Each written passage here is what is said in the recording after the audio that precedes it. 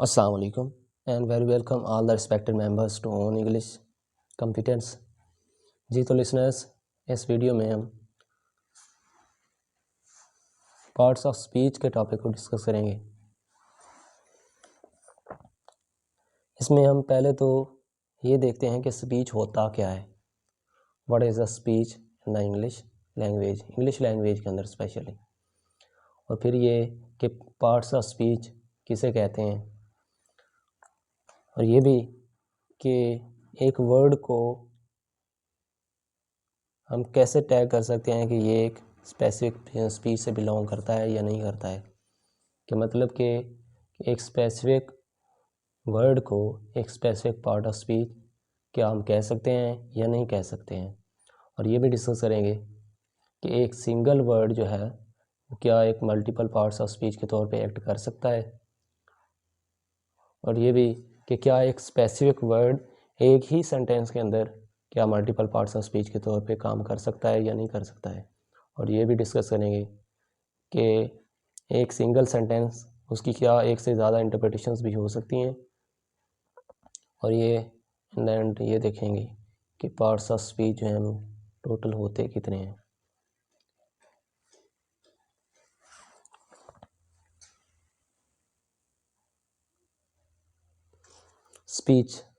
Speech क्या होती है? स्पीच लैंग्वेज के अंदर किसी भी रिटन या स्पोकन एक्सप्रेशन को कहते हैं। रिटन मीन्स कोई भी फॉर्म में जो रिटन में हम लिख रहे होते हैं, और स्पोकन जो हम बोल रहे होते हैं, कोई भी स्पोकन एक्सप्रेशन या फिर रिटन एक्सप्रेशन, उसका हम स्पीच कहते हैं। स्पीच जो है वो एक सिंगल सेंटेंस भी हो सकता है और एक से ज़्यादा सेंटेंसेस भी, मतलब कि मल्टीपल सेंटेंसेस भी हो सकते हैं। और हम सब जानते हैं कि जो सेंटेंसेस होते हैं वो एक हमें सेंस प्रोवाइड कर रहे होते हैं, एक मीनिंगफुल सेंस प्रोवाइड करते हैं, तो तब हम उनको सेंटेंस कहते हैं। तो पार्ट्स ऑफ स्पीच जो है वो क्या होती है? ये एक टर्म को कहते हैं, वर्ड्स क्लास की एक टर्म होती है जो ये शो कर रही होती है कि क्या एक वर्ड जो है वो कौन सा सिंटैक्टिक या सिमेंटिक फंक्शंस परफॉर्म करता है एक सेंटेंस के अंदर। सिंटैक्टिक फंक्शंस जो हैं वो सेंटेंस के ग्रामर से रिलेटेड होते हैं, और जो सिमेंटिक फंक्शंस होते हैं वो सेंटेंस के अंदर उनके मीनिंग्स से रिलेटेड होते हैं। सेंटेंस के मीनिंग्स के हिसाब से हम देख रहे होते हैं। इसकी अगर हम सिंपल सी डेफिनेशन करें तो पार्ट्स ऑफ स्पीच को हम ये कह सकते हैं कि which word performs which function, कि कौन सा वर्ड कौन सा काम कर रहा है एक सेंटेंस के अंदर, कौन सा वर्ड कौन से फंक्शंस को परफॉर्म कर रहा है, तो इसे हम कहते हैं कि ये एक पार्ट ऑफ स्पीच है। अगर एक वर्ड जो है वो नाउन का काम कर रहा है, मतलब कि वो सब्जेक्ट में आ रहा है या ऑब्जेक्ट में आ रहा है, तो वो उसको हम कहेंगे कि ये एक नाउन है।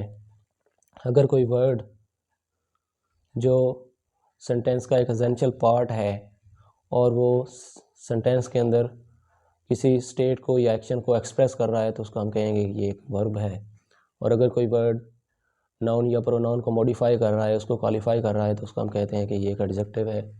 इसी तरह अगर कोई वर्ड एडजेक्टिव को या एडवर्ब को या वर्ब को मॉडिफाई करे, तो उसको हम कहते हैं कि एक एडवर्ब है। इसी तरह कोई वर्ड जो वर्ब्स को या कोई भी वर्ड्स उनको या फ्रेजेस को या क्लासेस को या सेंटेंसेस को मिला रहा होता है, तो उसको हम कहते हैं कि ये कंजंक्शन है। और अगर कोई वर्ड जो नाउन या प्रोनाउन से पहले आ रहा हो, उनका दूसरे वर्ड्स के साथ रिलेशन क्रिएट करे, तो उसको हम कहते हैं कि ये एक प्रेपोजिशन है। तो ये जो कोई भी वर्ड्स जो फंक्शन परफॉर्म करते हैं एक सेंटेंस के अंदर, उनकी बेसिस पे उनकी कैटेगराइजेशन को हम कहते हैं कि ये पार्ट्स ऑफ स्पीच होते हैं।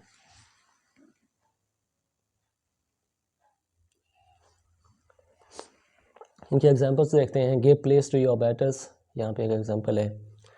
तो इसका मतलब क्या है कि अपने जो बड़े हैं, आपने से जो आपसे जो बेहतर हैं या फिर जो बड़े हैं, उनको एक मकाम दो, उनको एक एहतराम करो, उनको जगह दो। तो इसमें जो बेटर्स है वो एक नाउन का काम कर रहा है, और प्लेस भी यहाँ पे एक नाउन है। गिव यहाँ पे एक वर्ब है, योर्स यहाँ पे एक पोजेसिव एडजेक्टिव का काम कर रहा है। और अगर हम देखें तो यहाँ पे जो टू भी है वो एक प्रेपोजिशन का काम कर रहा है। तो ये एक इम्पेरेटिव सेंटेंस है। इम्पेरेटिव सेंटेंस का आपको पता है, और हम जानते भी हैं, हम अपनी डेली लैंग्वेज के अंदर बहुत सारा यूज़ भी करते हैं, इसका काफ़ी सारा यूज़ होता है। इम्पेरेटिव सेंटेंस जो है वो वर्ब की पहली फॉर्म से स्टार्ट होते हैं और कोई ऑर्डर वगैरह के लिए, रिक्वेस्ट वगैरह के लिए, कोई सजेशन वगैरह के लिए हम इनको यूज़ कर रहे होते हैं। तो यहाँ पे अगर हम देखें तो इस सेंटेंस के अंदर give place to your betters 5 different words जो हैं वो डिफरेंट फंक्शंस परफॉर्म कर रहे हैं। तो इनकी बेसिस पे हम ये कह सकते हैं कि इस सेंटेंस के अंदर जो है वो 5 डिफरेंट पार्ट्स ऑफ स्पीच हैं। वैसे तो यहाँ पे 2 नाउन्स हैं और फिर एक जो है वो वर्ब है, एक प्रेपोजिशन है, एक पोजेसिव एडजेक्टिव है। तो 2 नाउन्स और 3 जो है वो different parts of speech total हो जाते हैं यहाँ पे 5। तो ये जो डिफरेंट फंक्शंस को परफॉर्म कर रहे हैं। नीचे देखते हैं चिल्ड्रन लाइक स्वीट्स। तो इस सेंटेंस के अंदर जो है 3 पार्ट्स ऑफ स्पीच हैं। इसमें 2 तो नाउन्स हैं और एक वर्ब है यहाँ पे लाइक। यहाँ पे जो लाइक है ये एक वर्ब का काम कर रहा है। आगे Ali try to better his performance in the exam. यहाँ पे जो बेटर है उसको अगर हम देख रहे हैं तो ये एक वर्ब का काम कर रहा है। पहले हमने देखा था कि बेटर जो है ये एक नाउन है, तो यहाँ पे जो बेटर है ये एक वर्ब का काम कर रहा है इस सेंटेंस के अंदर। ही नोज़ बेटर, तो नीचे अगर देख रहे हैं तो ही नोज़ बेटर, बेटर जो है यहाँ पे एक एडवर्ब का काम कर रहा है क्योंकि ये वर्ब को मॉडिफाई कर रहा है। आगे I think yours is a better plan. इस सेंटेंस के अंदर अगर हम देख रहे हैं तो यहाँ पे जो बेटर है वो एक एडजेक्टिव का काम कर रहा है। Yours is a better plan, better जो है वो क्या है, एक एडजेक्टिव का काम कर रहा है। ये एडजेक्टिव का हमें पता है कि ये नाउन या प्रोनाउन को मॉडिफाई कर रहा होता है। तो यहाँ पे ये मॉडिफाई कर रहा है, प्लान को मॉडिफाई किया जा रहा है यहाँ पे। तो यहाँ पे जो योर्स है वो एक यो तो है इंक्लूड तो पोजेसिव की कैटेगरी में है, लेकिन यहाँ पे जो ये योर्स है ये एक पोजेसिव प्रोनाउंस में आता है। और जो पहली एग्जांपल के अंदर हमने देखा है give place to your betters, तो यहाँ पे जो योर है ये पोजेसिव एडजेक्टिव्स में आता है। पोजेसिव एडजेक्टिव्स का काम अगर हम देखें तो पोजेसिव एडजेक्टिव्स जो होते हैं ये पोजेशन को भी शो करते हैं, साथ एडजेक्टिव का भी काम कर रहे होते हैं, मतलब कि नाउन या प्रोनाउन को मॉडिफाई भी करते हैं। और जो पोजेसिव प्रोनाउंस होते हैं वो सिर्फ पोजेशन को ही शो कर रहे होते हैं एक सेंटेंस के अंदर। ये इसके अंदर पोजेसिव एडजेक्टिव्स और पोजेसिव प्रोनाउंस में डिफरेंस होता है। आगे अगर हम देख रहे हैं they are the students of like build and stature, तो यहाँ पे दे जो है ये प्रोनाउन से में आता है, पर्सनल प्रोनाउंस की कैटेगरी में है, third person personal plural pronoun है ये। और आर यहाँ पे एक लिंकिंग वर्ब का काम कर रहा है, दी यहाँ पे एक डेफिनेट आर्टिकल है, स्टूडेंट्स यहाँ पे एक नाउन है, ऑफ यहाँ पे एक प्रेपोजिशन का काम कर रहा है, लाइक बिल्ड एंड स्टेचर यहाँ पे लाइक जो है ये एडजेक्टिव का काम कर रहा है कि यहाँ पे जो स्टूडेंट्स हैं वो एक जैसे बिल्ड और स्टेचर के हैं, वो उनका कदोकामन में वो जो है एक जैसे हैं। तो यहाँ पे जो लाइक है ये एडजेक्टिव का काम कर रहा है। नीचे we shall not see his like again, यहाँ पे जो लाइक है उसको अगर हम देख रहे हैं तो वो एक नाउन का काम कर रहा है। हिज यहाँ पे यूज़ हुआ है पहले, we shall not see his like again, his यहाँ पे एक पोजेसिव है, पोजेसिव एडजेक्टिव है, लाइक यहाँ पे एक नाउन है। अगर नेक्स्ट देख रहे हैं to don't talk like that, इस सेंटेंस के अंदर लाइक जो है ये एक प्रेपोजिशन के तौर पे यूज़ हो रहा है। प्रेपोजिशन का हमें पता है कि ये नाउन या प्रोनाउन से पहले आते हैं और उनका दूसरे वर्ड्स के साथ रिलेशन क्रिएट कर रहे हैं। तो यहाँ पे जो डैट है ये एक प्रोनाउन है, डैट जो है यहाँ पे एक प्रोनाउन है और इसको अगर हम फर्दर देखें तो ये डिमॉन्स्ट्रेटिव प्रोनाउन बनता है कि एक ऐसे प्रोनाउंस जो डिमॉन्स्ट्रेट भी कर रहे होते हैं किसी चीज़ को। आगे like as a father parties his own children, तो यहाँ पे जो लाइक है वो एक एडवर्ब का काम कर रहा है। एज भी यहाँ पे अगर हम देख रहे हैं तो ये भी एक एडवर्ब है और एडवर्ब को जो मॉडिफाई करे वो भी एक एडवर्ब हो सकता है।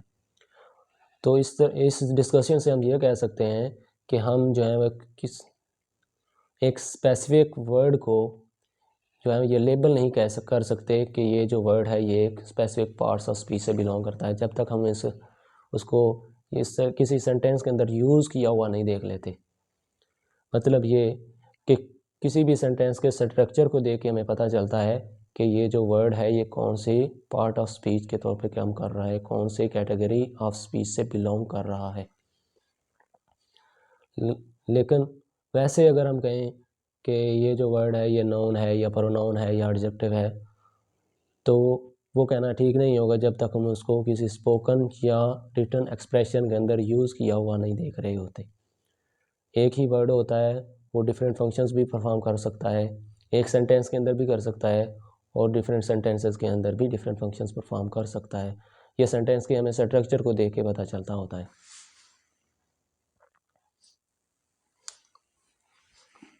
तो हम ये भी कह सकते हैं कि जो एक सिंगल वर्ड है वो मल्टीपल पार्ट्स ऑफ स्पीच के तौर पे काम कर सकता है।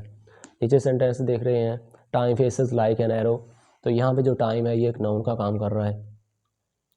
यहाँ पे जो टाइम है एक नाउन का काम भी कर रहा है, और अगर हम देखें तो ये एक वर्ब भी हो सकता है, और अगर हम देखें तो ये एक एडजेक्टिव का काम भी कर रहा है।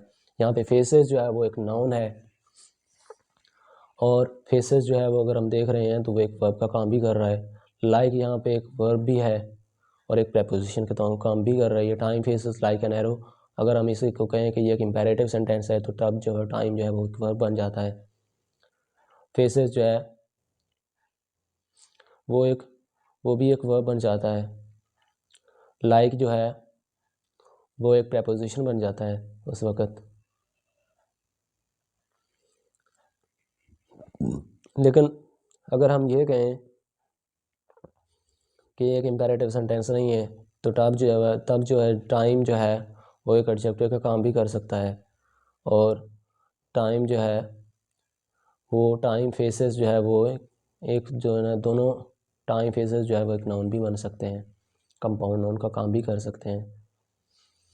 तो इसकी जो अगर हम इंटरप्रिटेशन को देखें तो इसकी इंटरप्रिटेशन यूँ भी हो सकती है कि time faces like an arrow, जल्दी से चेहरों को गिनो, जल्दी से चेहरों को गिनो। इसकी इंटरप्रिटेशन अगर हम ये कह लें कि जो पंक्चुअल लोग होते हैं वो बहुत तेज़ काम करने में बहुत तेज़ होते हैं, कि पंक्चुअल लोग काम करने में बहुत तेज़ होते हैं, टाइम फेसेस, तो ये भी हो सकती है। यहाँ पे जो है एरो है वो एक शार्पनेस को शो कर रहा है। और अगर हम ये भी कह लें कि जो वक़्त के पाबंद लोग होते हैं वो तीर की तरह होते हैं, तो ये भी बात ठीक है। और अगर हम ये कहें कि जो वक़्त होता है time faces like an arrow, कि जो वक़्त होता है वो हमेशा तीर की तरह ही होता है, बहुत तेज़ दौड़ता है, तो ये भी इसकी एक इंटरप्रिटेशन हो सकती है। नीचे children like animals round in the zoo, तो यहाँ पे जो लाइक है वो एक वर्ब का काम भी कर रहा है और एक प्रेपोजिशन भी है, और राउंड जो है यहाँ पे एक नाउन भी हो सकता है और एक वर्ब भी हो सकता है। तो इसकी अगर हम इंटरप्रिटेशन को देखें तो हम ये भी कह सकते हैं कि जो चिल्ड्रन लाइक एनिमल्स हैं, कि ऐसे एनिमल्स जो बच्चों जैसे एनिमल्स हैं, बहुत मासूम से जानवर हैं, वो चिड़ियाघर में चक्कर लगाते हैं, तो इसकी एक ये इंटरप्रिटेशन हो गई। और अगर हम ये कहें कि बच्चे जो हैं वो जानवरों का चिड़ियाघर में चक्कर लगाना पसंद करते हैं, तो इसकी ये भी एक इंटरप्रिटेशन बन सकती है। तो यहाँ पे अगर सेम वर्ड जो है एक ही सेंटेंस के अंदर डिफरेंट पार्ट्स ऑफ स्पीच के तौर पे एक्ट करता है, तो इससे जो है वो जो इसका जो इंटरप्रिटेशंस हैं वो एक से ज़्यादा भी हो सकती हैं। इसका मतलब ये भी हो सकता है कि ये जो है एक से ज़्यादा इंटरप्रिटेशन रखता है।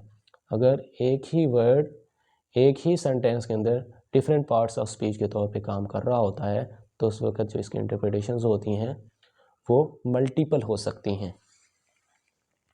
लेकिन अगर एक वर्ड डिफरेंट सेंटेंस के अंदर अगर हम ये कहें कि एक इम्पेरेटिव सेंटेंस नहीं है तो तब जो है टाइम जो है वो एक एडजेक्टिव का काम भी कर सकता है, और टाइम जो है वो टाइम फेसेस जो है वो एक जो है ना, दोनों टाइम फेसेस जो है वो एक नाउन भी बन सकते हैं, कंपाउंड नाउन का काम भी कर सकते हैं। तो इसकी जो अगर हम इंटरप्रिटेशन को देखें तो इसकी इंटरप्रिटेशन यूँ भी हो सकती है कि time faces like an arrow, जल्दी से चेहरों को गिनो, जल्दी से चेहरों को गिनो। इसकी इंटरप्रिटेशन अगर हम ये कह लें कि जो पंक्चुअल लोग होते हैं वो बहुत तेज़ काम करने में बहुत तेज़ होते हैं, कि पंक्चुअल लोग काम करने में बहुत तेज़ होते हैं, टाइम फेसेस, तो ये भी हो सकती है।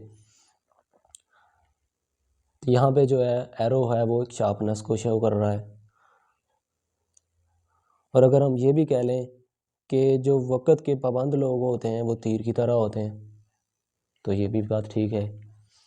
और अगर हम ये कहें कि जो वक़्त होता है, time faces like an arrow, कि जो वक़्त होता है वो हमेशा तीर की तरह ही होता है, बहुत तेज़ दौड़ता है, तो ये भी इसकी एक इंटरप्रिटेशन हो सकती है। नीचे children like animals round in the zoo, तो यहाँ पे जो लाइक है वो एक वर्ब का काम भी कर रहा है और एक प्रेपोजिशन भी है। और राउंड जो है यहाँ पे एक नॉन भी हो सकता है और एक वर्ब भी हो सकता है। तो इसकी अगर हम इंटरप्रिटेशन को देखें तो हम ये भी कह सकते हैं कि जो चिल्ड्रन लाइक एनिमल्स हैं, कि ऐसे एनिमल्स जो बच्चों जैसे एनिमल्स हैं, बहुत मासूम से जानवर हैं, वो चिड़ियाघर में चक्कर लगाते हैं, तो इसकी एक ये इंटरप्रिटेशन हो गई। और अगर हम ये कहें कि बच्चे जो हैं वो जानवरों का चिड़ियाघर में चक्कर लगाना पसंद करते हैं, तो इसकी ये भी एक इंटरप्रिटेशन बन सकती है।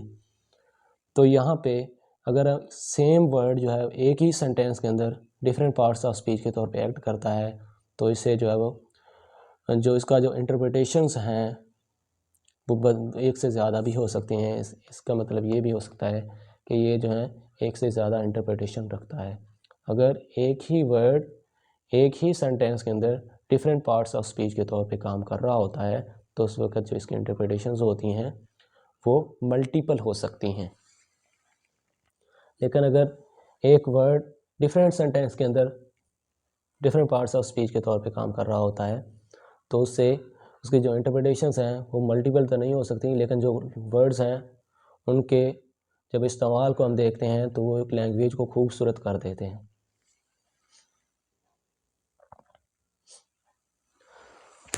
अगर एक सिंपल से टोन में हम पार्ट्स ऑफ स्पीच को कैटेगराइज करें, तो हमने पहले भी डिस्कस किया है कि जो पार्ट्स ऑफ स्पीच हैं, और जो स्पीच है वो एक रिटन या स्पोकन एक्सप्रेशन होता है, और स्पीच जो है वो सेंटेंस भी हो सकता है, ये एक से ज़्यादा सेंटेंस भी हो सकते हैं। तो पार्ट्स ऑफ स्पीच की अगर हम बात करें तो पार्ट्स ऑफ स्पीच के बारे में हम कह सकते हैं कि ये जो हैं ये एक सेंटेंस की कैटेगरीज होती हैं। और ये कैटेगरीज़ किस बेस पे होती हैं? ये उन फंक्शंस पे बेस पे होती हैं कि जो ये परफॉर्म करते हैं किसी भी सेंटेंस के अंदर। कि एक सेंटेंस के अंदर वर्ड्स को जिस तरह से रखा जाता है उस बेस पे हम कह सकते होते हैं कि ये जो वर्ड है ये कौन सा फंक्शन परफॉर्म कर रहा है, या कि ये जो वर्ड है ये कौन से पार्ट्स ऑफ स्पीच के तौर पे काम कर रहा है। जैसे कहते होते हैं ना कि लोगों को उनकी कंपनी की वजह से जाना जाता है कि जिस कंपनी को वो अडॉप्ट करते हैं, उसी तरह वर्ड्स को भी उस कंपनी की वजह से जाना जाता है कि जिस कंपनी के अंदर इनको पुट आउट किया जाता है या पुट टुगेदर करते हैं हम लोग, इनको हम यूज़ कर रहे होते हैं एक सेंटेंस के अंदर।